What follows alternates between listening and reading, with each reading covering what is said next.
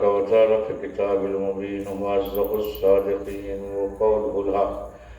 بسم الله الرحمن الرحيم. يا أيها الذين آمنوا اتقوا الله وآمنوا برسوله يؤتكم كفلين من رحمته ويجعل لكم نورا تمشون به يغفر لكم. صلوات بنعمت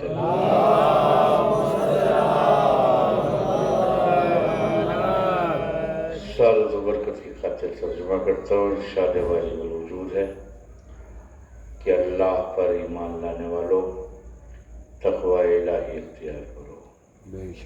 وہ آمنوا برسولہ، اس کے رسول پر ایمان لاؤ. اللہ نے اس کائنات کی تخلیق کے ساتھ ساتھ لوگوں کی ہدایت کا انتظام فرمایا.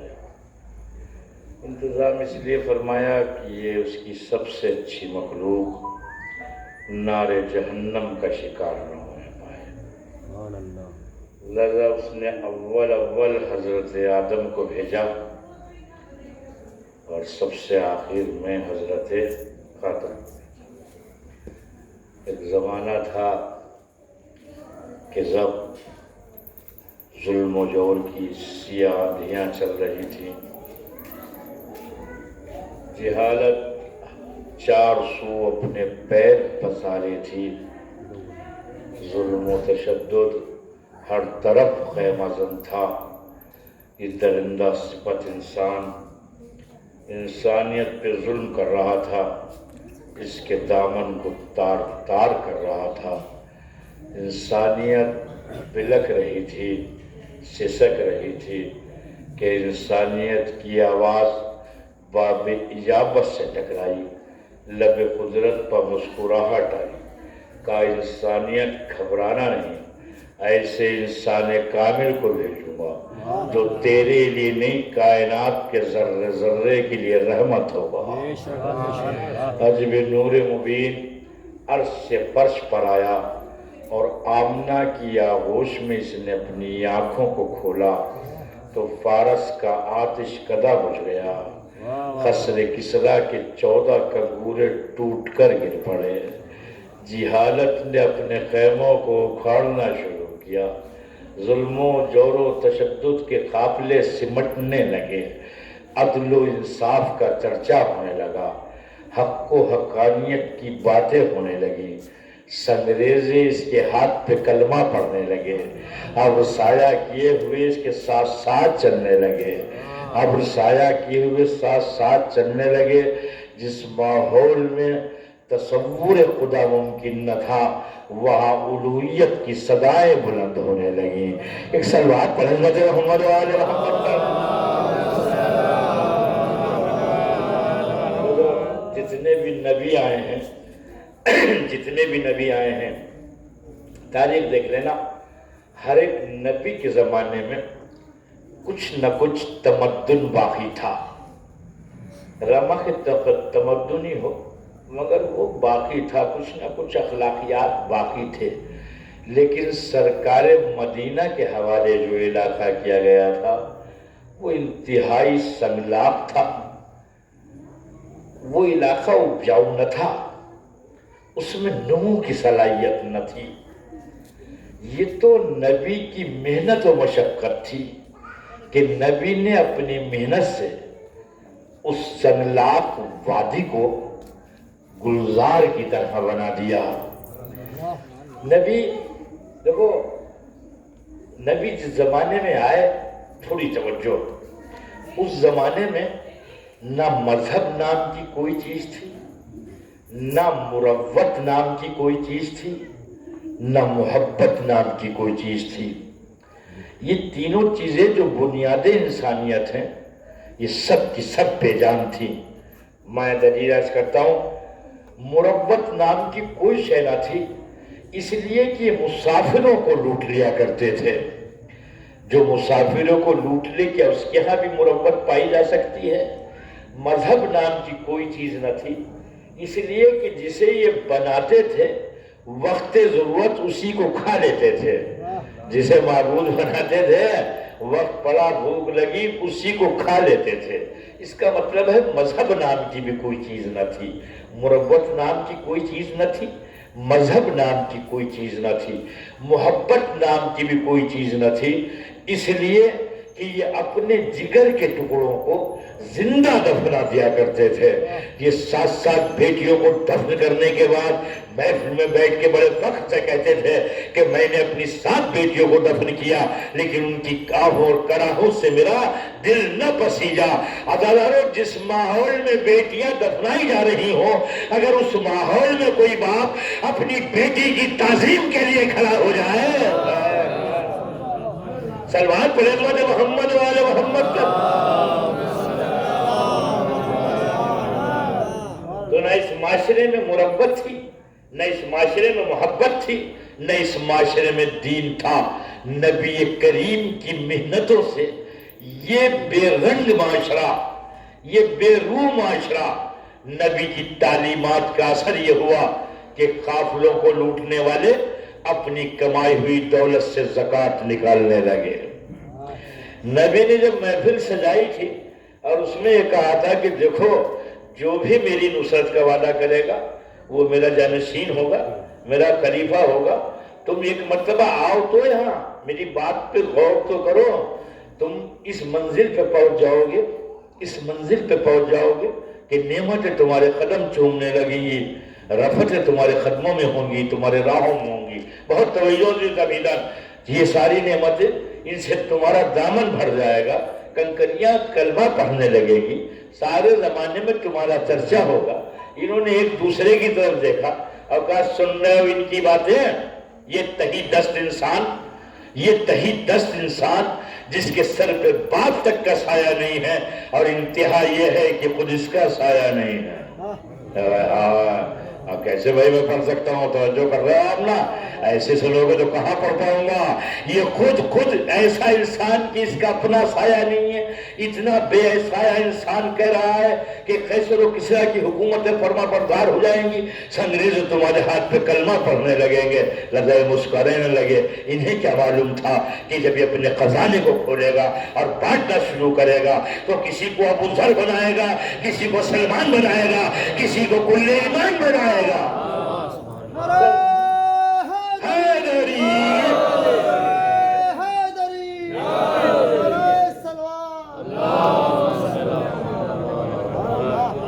سلوات ہلکی ہے، نعرہ علی ٹھیک تھا۔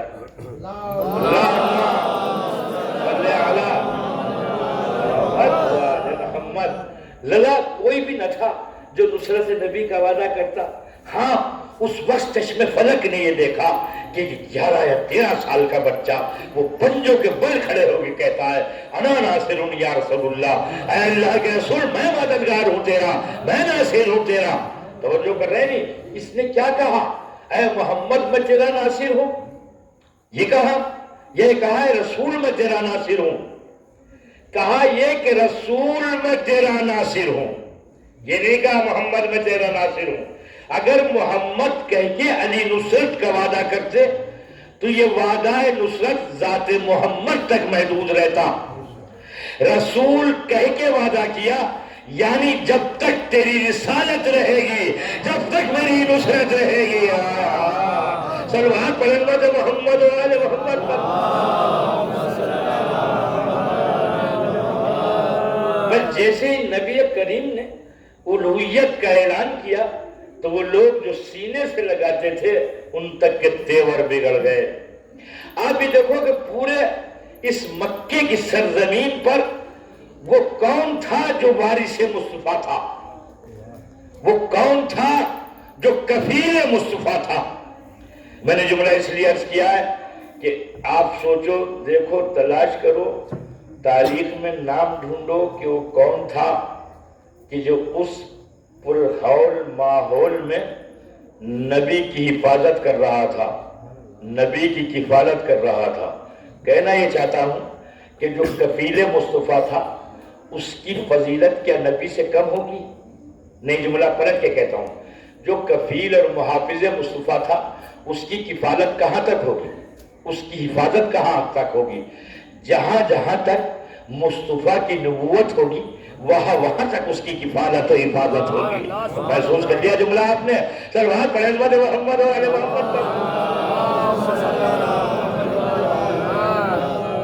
جب جناب عبد المطلب کا آخری وقت آیا تھا، آپ نے تمام بیٹوں کو اپنے جمع کیا، نبی کریم کو اپنی آغوش میں بٹھایا. وَآمِنُوا بِرَسُولِهِ، رسول پر ایمان لاؤ. اس کے تحت میں آج عرض کر رہا ہوں. ایک خطبہ دیا، اس کے بعد کہا اللہ کی ایک عظیم نعمت میرے پاس ہے، میں چاہتا ہوں تم میں سے کسی کے حوالے کر دوں. یہ کہنے کے بعد جو پوتا زانو پہ بیٹھا ہوا تھا اس سے کہا اے یتیم عبداللہ، یہ تمہارے چچا بیٹھے ہوئے ہیں، تم اپنی حفاظت و کفالت کے لیے ان میں سے جس کا چاہو انتخاب کر لو. نبی کریم دادا کی آغوش سے اٹھے، چچا کی آغوش میں جا بیٹھے، یعنی محمد مصطفیٰ کی آغوش سے اٹھے، ابو طالب کی آغوش میں جا بیٹھے. تو اب تو مجھے کہنے کا حق ہے کہ اللہ اپنے دین کے رسال کے لیے جس کا انتخاب کرے اسے محمد مصطفیٰ کہتے ہیں، اور محمد مصطفیٰ اپنی حفاظت کے لیے اسے چن لے اسے ابو طالب کہتے ہیں. محمد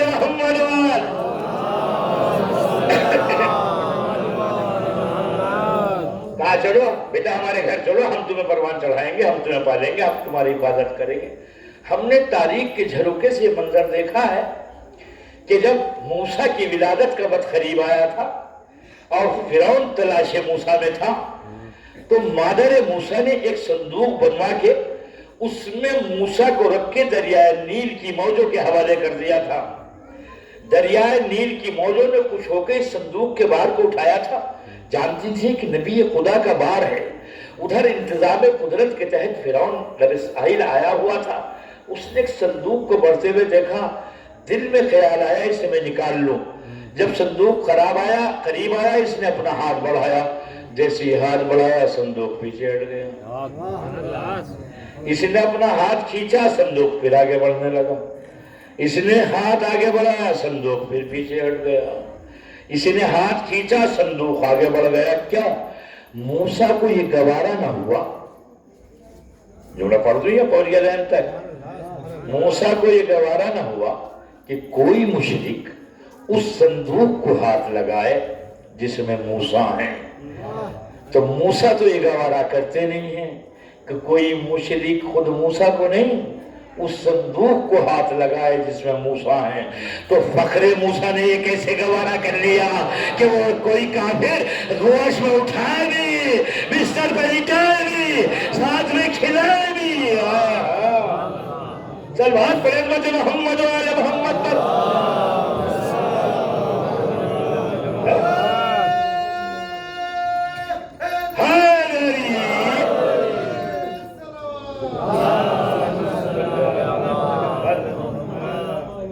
تو یہ موسیٰ پلے کہاں؟ فرعون کیا ایک جملہ اور سن لے سلسلہ کا.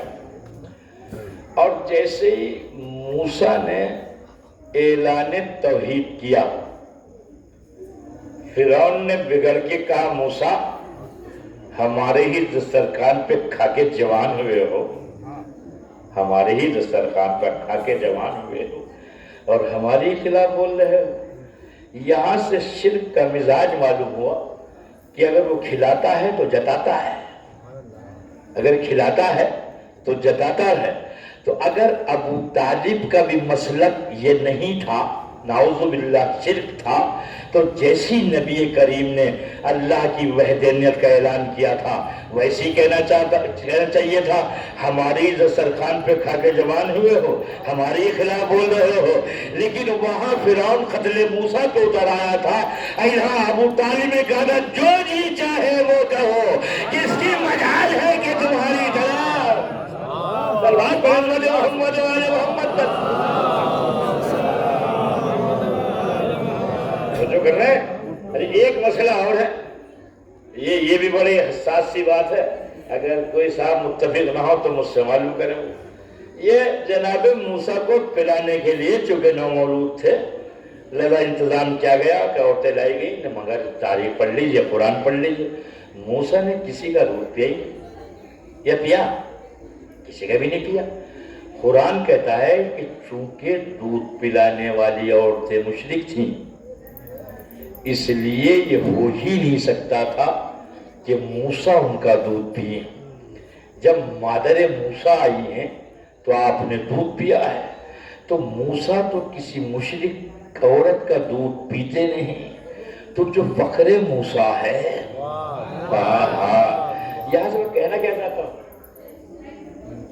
اللہ وہ خوب جھوم جھوم کے قوالیاں ہوتی ہیں اور بڑے قصیدے خوانی ہوتی ہے، ان سے پوچھو بھئی یہ مدحت سرائی کیوں ہو رہی ہے؟ کہا اس لیے کہ نبی کو دودھ پلایا۔ کس نے؟ حلیمہ نے، ہے نا؟ کہیں یہ بحث نہیں ہوتی کہ حلیمہ نے کلمہ پڑھا تھا یا نہیں، حلیمہ مسلمان تھی یا نہیں، بس یہی ہو رہا شور ہے، دودھ پلا کر پالا تھا۔ میں نے عرض کیا بھئی تلاش کیا ہے مسلمان تھی یا نہیں، انہوں نے کلمہ پڑھا تھا یا نہیں؟ کہا جو رہو، ان کی عظمت کے لیے یہی کافی ہے کہ نبی کو دودھ پلا کر پالا۔ ادب اسلام ہے، جو دودھ پلا کر پالے وہ تو لائق عظمت ہو جائے، اور جو خون جگر پلا کے پالے سلوات پر عظمت محمد و آل محمد پر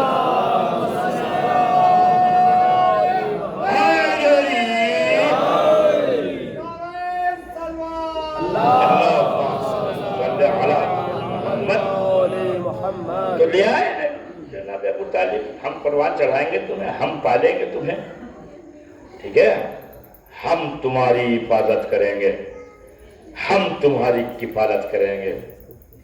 ایک دن یہ ہوا کہ کچھ مشرکین جمع ہو کے در ابو طالب پہ آئے بہت بیداری کے ساتھ۔ انہوں نے آنے کے بعد کہا ابو طالب اپنے بھتیجے سے کہو کہ وہ ہمارے خداؤں کو برا نہ کہے۔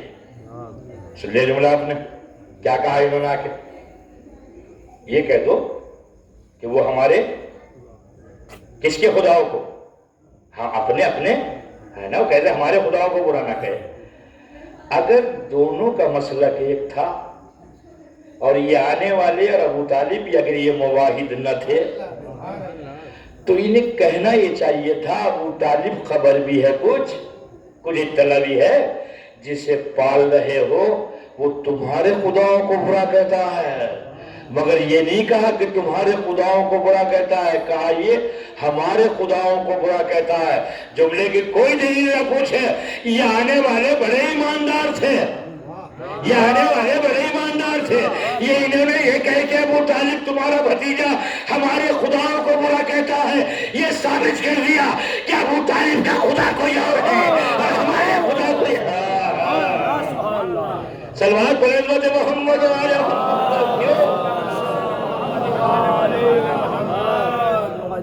جانے کے بعد نبی نے کہا ایسے ایسے لوگ آئے، ابو طالب نے نبی سے کہا چچا اگر یہ ایک ہاتھ پہ چاند اور ایک پہ سورج لا کے رکھ دیں تب بھی تبلیغ حق سے باز نہ ہوں گا۔ تو ابو طالب نے دلرانہ کہا جو جی چاہے وہ کہو، جو مرضی میں آئے وہ کہو، کس کی ہمت ہے کہ میرے ہوتے ہوئے تمہاری طرف نگاہ تم سے دیکھ سکے۔ ادھر خالق وہی جواب سے کھلوا، ایک پہ چاند ایک پہ سورج لا کے رکھ دو تب بھی راہ تبلیغ سے باز نہ ہوں گا۔ تو خالق نے کہا ہے محمد میں صلہ یوں دوں گا کہ سورج بھی تیرے اختیار میں ہوگا اور یہ چاند بھی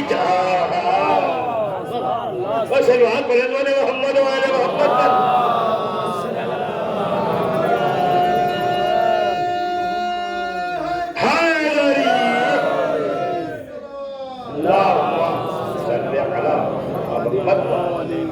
ادھر بھی تھوڑا پر جائے کرو،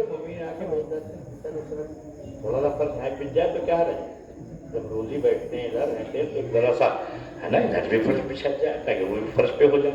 سلوات پر عظمت محمد و آل محمد۔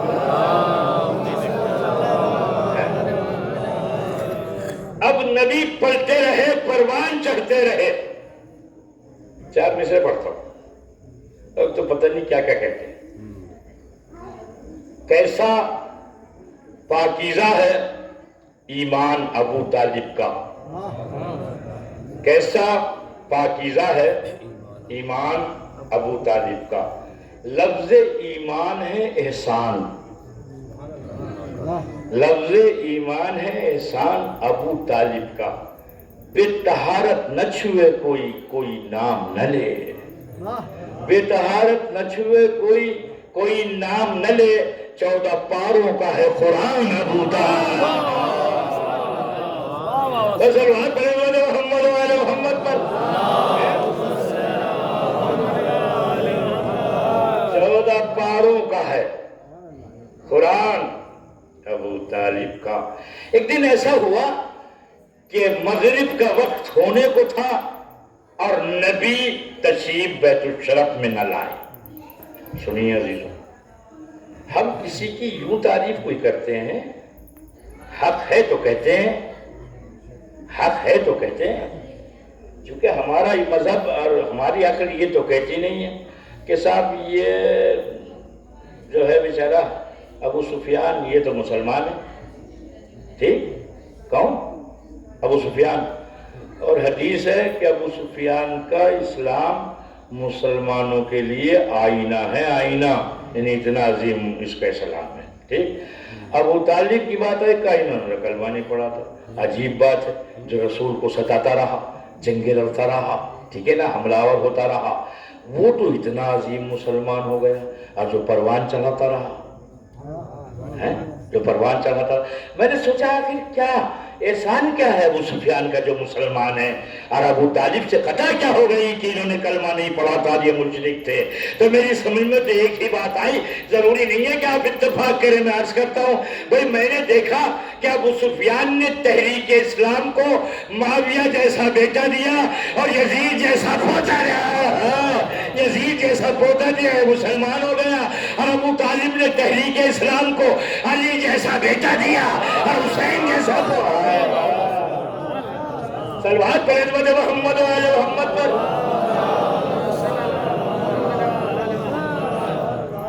سن رہے ہیں آپ؟ ایک اور صلوات پڑھیں محمد و آل محمد پر۔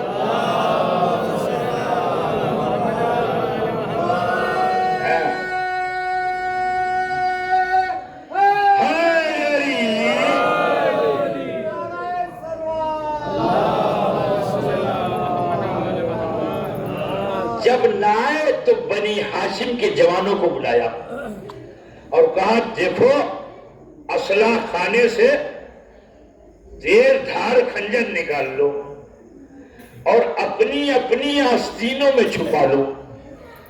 اور یہ جو کعبے کے صحن میں بڑے بڑے بدماش بیٹھے ہوئے ہیں نا، مشرکین کے سردار، ہر ایک ان کی برابر میں بیٹھ جاؤ، میں تلاش مصطفیٰ میں جا رہا ہوں، اگر مجھے تنہا آتے ہوئے دیکھو تو ہر ایک یہ خنجر نکال کے برابر والے کا کام کرتے ہیں۔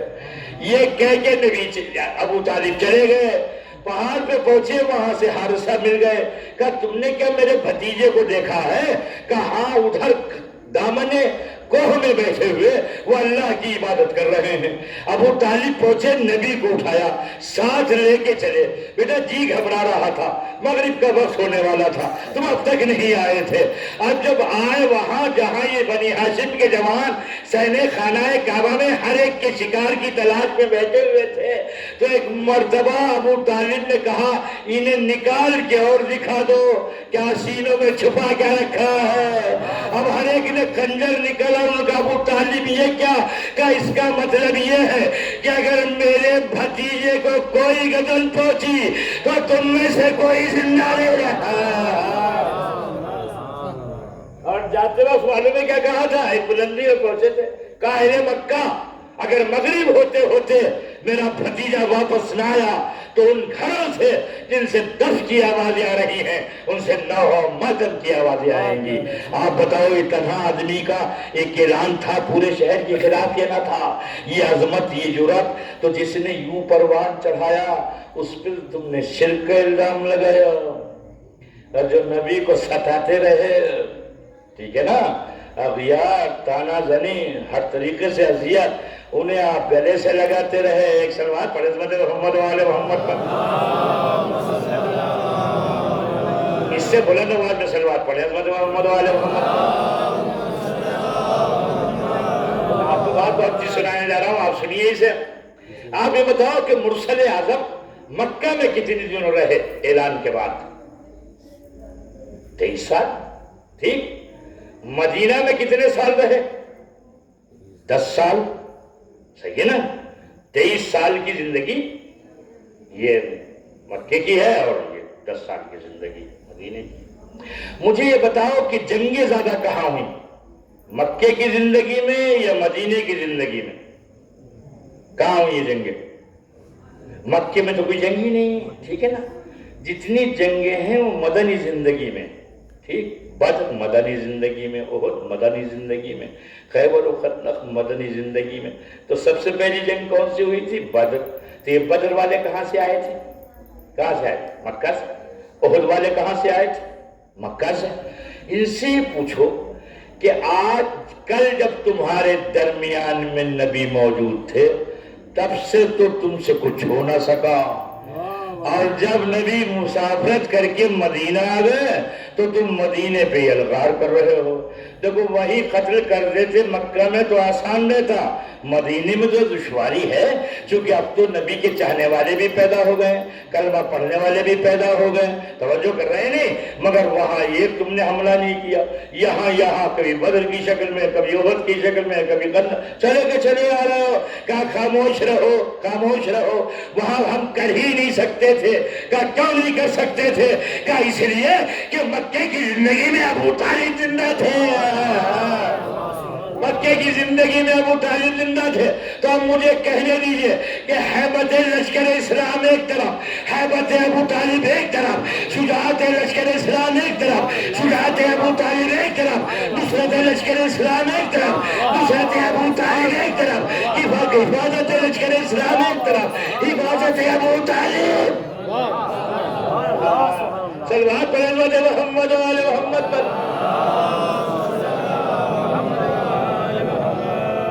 یہ امام رضا علی خان صاحب بریلی والے، ان کی کتاب ہے ایمان ابو طالب. اس میں انہوں نے لکھا ہے کہ ابو طالب کی مدد و نصرت، کفالت، حفاظت، یہ سب دیکھ کے جی چاہتا ہے کہ ان کی عظمت کا قصیدہ پڑھا جائے، مگر بڑی مشکل یہ ہو گئی ہے کہ انہوں نے کلمہ نہیں پڑھا تھا. کلمہ نہیں پڑھا تھا، کیا کریں؟ کہ یہاں آ کے رک گئے. ٹھیک ہے نا؟ ورنہ جو جس طرح سے حفاظت کی، محافظت کی، جس طرح سے رسول کو پالا، جس طرح رسول کو پروان چڑھایا، آمنو برسولی، رسول پر ایمان لاؤ. یہ ذہن میں رکھیے گا، میں اس کے ذہن میں بول رہا ہوں. مگر کیا کریں، انہوں نے کلمہ نہیں پڑھا تھا. ان کی سمجھ میں بات یہی ہے کہ کلمہ پڑھنے کی چیز نہیں ہے، کلمہ ماننے کی چیز ہے. صلوات پر حضرت محمد و آل محمد پر. زندگی نہ پڑھو، دل سے مان لو اللہ ایک ہے، محمد اس کے رسول ہے، بات کامیاب ہو گئی. اور زندگی میں پڑھتے رہو اور مانو نا. صلوات پر حضرت محمد و آل محمد پر. تو انہوں نے یہ لکھا کہ کیا غضب کی بات لکھی ہے، مجھے تو بہت اچھی لگی. بات تو اچھی ہے، چاہے کسی کی بھی ہو، آپ بھی سن لو. انہوں نے لکھا کہ جو پہلے تھے، پہلے وہ سب سے پہلے اسلام لے آئے تھے، مگر ان کے اسلام سے زیادہ بہتر ہے دوسرے والے کا اسلام.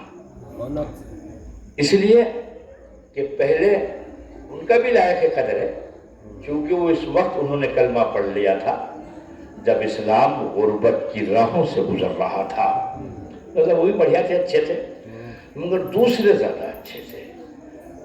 اس کی انہوں نے دلیل بہت زبردست ہے. کہا چونکہ ان کے کلمہ پڑھنے سے، یہ جو دوسرے صاحب تھے، صحیح، ان کے کلمہ پڑھنے سے نبی کریم کچھ شریروں کے شر سے محفوظ ہو گئے. کیا ہے؟ سن رہے ہو آپ؟ بیدار ہو آپ؟ دلیل کیا دے رہے ہیں؟ کچھ شریروں کے شر سے محفوظ ہو گئے. میں کہتا ہوں مولانا اسی کو میراث بنا لو، اسی کو میزان بنا لو.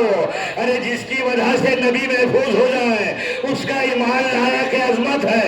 تو اگر چند شریروں کی وجہ سے ان کے کلمے پڑھنے کی بنیاد پر نبی محفوظ ہوئے تو الہ کے رزق ہے. تو اس اس ابو طالب کی عظمت کو سلام کرو جس کی وجہ سے نبی ہر شریر کے شر سے محفوظ رہے. صلوات پڑھیں محمد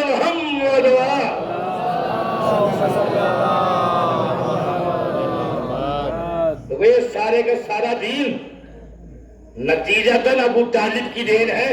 نہیں ہے؟ نہیں ہے کیا؟ یہ اسلام کی رگوں میں ابو طالب کا لہو دوڑ رہا ہے.